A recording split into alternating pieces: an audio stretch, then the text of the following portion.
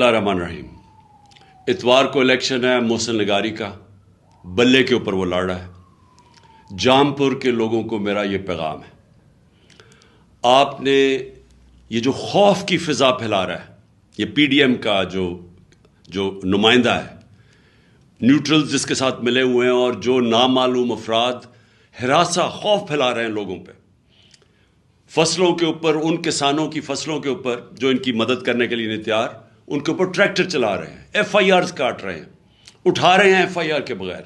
एक मकसद है कि किसी तरह जामपुर के लोग इतने खौफजदा हो जाए कि वो इलेक्शन के लिए इतवार को निकले ना।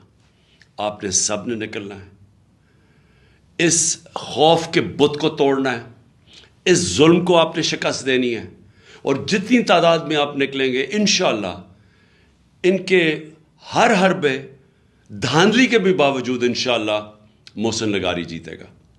शुक्रिया।